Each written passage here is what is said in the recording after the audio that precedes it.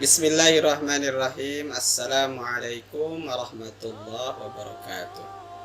Innal hamdalillah nahmaduhu wa nasta'inuhu wa nastaghfiruh wa na'udzu billahi min syururi anfusina wa min sayyiati a'malina. May yahdihillahu fala mudilla lahu wa may yudlilhu fala hadiyalah. Ayah bunda yang dimuliakan Allah Subhanahu wa taala, setiap kita pernah mengkhatamkan Al-Quran. Dalam kitab At-Tibyan, Imam An-Nawawi menulis beberapa adab seputar daripada mengkhatamkan Al-Quranul Karim. Ini penting untuk kita agar amalan kita berkah ya, dan Al-Quran ini mendatangkan rahmat untuk kita semuanya. Adapun adab-adab tersebut, adab-adab mengkhatamkan Al-Quran itu yang pertama dilihat dari waktu. Kata Imam An-Nawawi, waktu yang paling terbaik adalah saat sholat ya.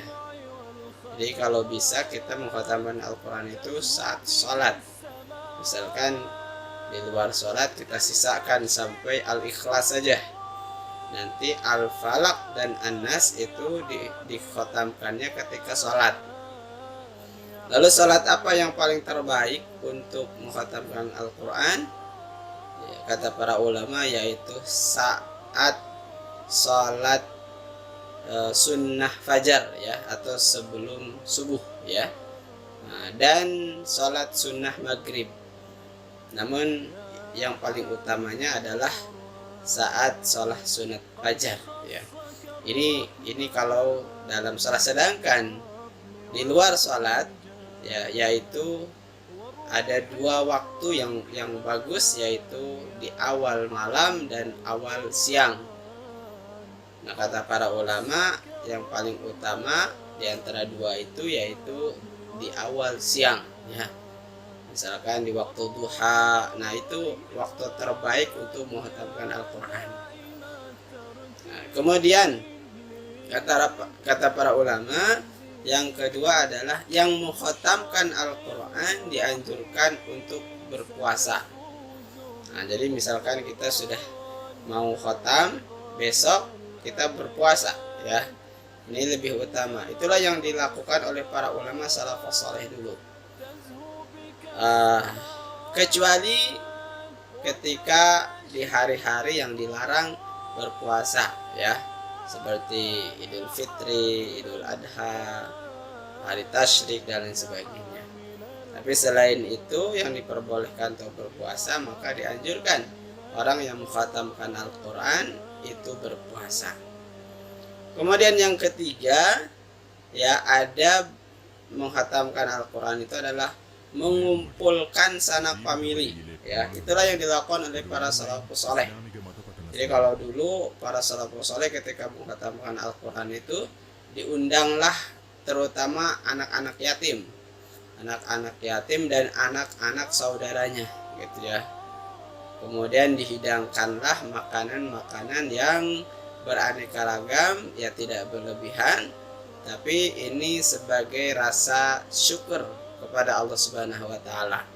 Kenapa? Karena khatam Al-Quran itu adalah sebuah anugerah rezeki yang pahalanya sangat luar biasa ya.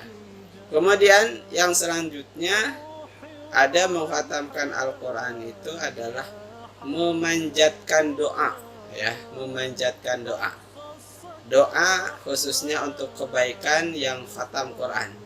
Doanya apa? Terserah ya, baik itu yang sifatnya duniawi ataupun ukhrawi ya. Silahkan ya, itu kalau kita punya hajat dan sebagainya maka panjatkan di situ, karena kata para ulama insya Allah ketika kita berdoa pas khatam Al-Quran maka tidak ada hijab, langsung tembus, langsung diijabah oleh Allah Subhanahu wa ta'ala. Dan yang terakhir, ada mengkhatamkan Al-Quran itu adalah berkelanjutan bacaannya.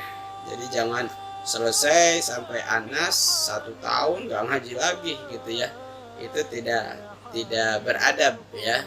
Jadi adabnya adalah, makanya kalau dalam hadis diterangkan Rasulullah Shallallahu Alaihi Wasallam ketika selesai khatam Al-Quran itu tidak selesai di surat An-Nas, tapi beliau lanjutkan dulu Al-Fatihah, kemudian Al-Baqarah sampai ayat kelima, lalu beliau selesai doa lah di situ gitu ya. Jadi kalau kita mau doa khatam Quran bukan selesai di surat An-Nas, tapi dilanjutkan Al-Fatihah, Al-Baqarah sampai ayat kelima ya. Nah, lalu disitulah kita doa Allahumma arhamna bil Quran, atau doa apa saja yang sesuai dengan hajat kita, baik yang sifatnya duniawi maupun yang sifatnya ukhrawi ya.